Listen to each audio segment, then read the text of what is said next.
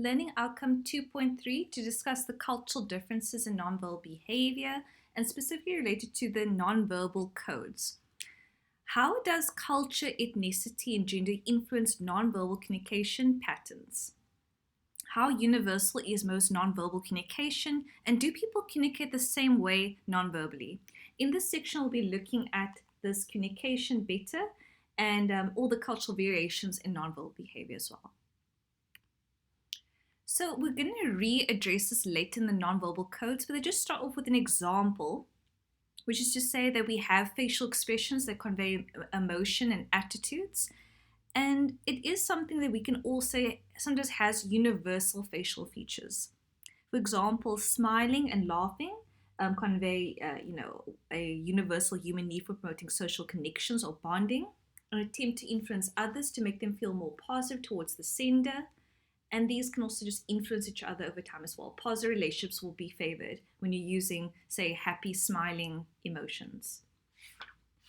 Moving on to the next page, on page 116, they said that we have a capacity to have about 6 basic emotions, universal facial features as well.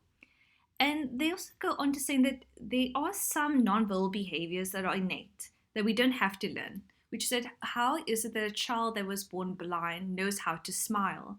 And these are things that it was quite fascinating in research. How do we have these basic emotions that are not exactly learned, but immediately within us?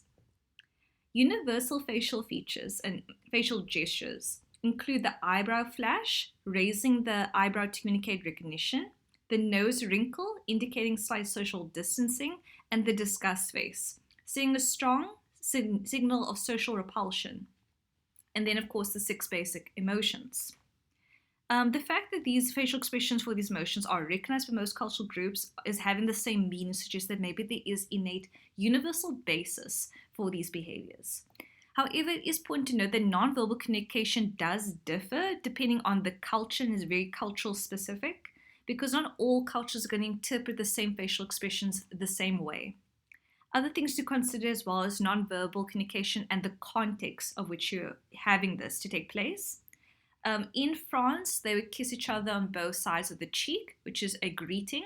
And this does not necessarily mean that this is going to make sense in the South African context, where we would only maybe kiss each other after a long absence and then usually give a hug. The rules of kissing also differ depending on the gender lines as well. In the next section, we're going to be looking how nonverbal communication does vary from culture to culture. So the first nonverbal code should be quite familiar to you, and that is paralinguistic or paralanguage, the study of our speaking rate, our volume, our pitch, our stress. So this would go under the nonverbal vocal. And we have 2 types of vocal behavior. Firstly, vocal qualities, which is the tone of our voice when we're stern or happy or quite sad. So it's how we say something and not what is said. Once again, putting it under speed, pitch, rhythm, vocal range, and volume.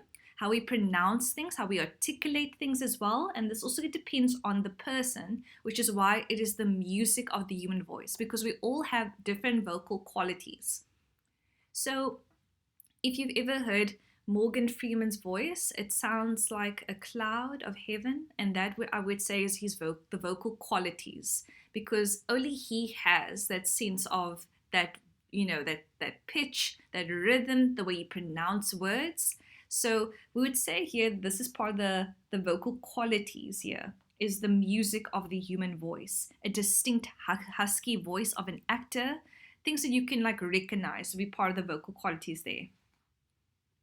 Moving on to, and then of course I do want you to read through the examples. I have the page on the page 116. They have a lot of different examples, especially in terms of culture. Something I can note here is the use of volume plays an important role in the paralinguistics of African languages. In general, volume and animation are highly valued, and one should be loud and clear, and to speak softly between peers can be interpreted as gossiping. In the Setswana culture, the word seba has the meaning of both spoken softly and gossip. Having said that, when Setswana children subordinates communicate to the elderly or to honorable people, they should speak with a softer voice without too much direct eye contact to indicate respect. For elderly people and people in higher social positions, a slower tempo, lower pitch, and subdued tones are often interpreted as calmness, wisdom, and even royalty. Just to note that there are differences in cultural, between the cultures as well. The next one is vocalizations. The sounds we utter that have no structure of language, like laughing, crying, whining, and moaning, do not actually have particular words when you're doing it. It's like a sound. So, and are all part of that, those sounds of one's speech. They don't have a particular structure there. It reveals our mood and emotions as well. It can also indicate if we're involved in the conversation or agreeing to something. Without these, a lot of things like wouldn't make sense, like trying to emphasize or stress a certain word would also go under as well.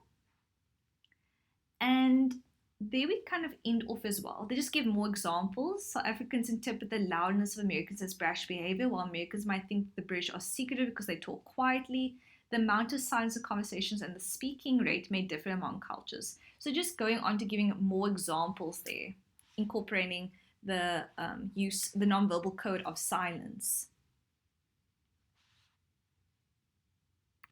The next one is personal space, which is the territory between ourselves and others, and they separate in terms of contact cultures and non-contact cultures.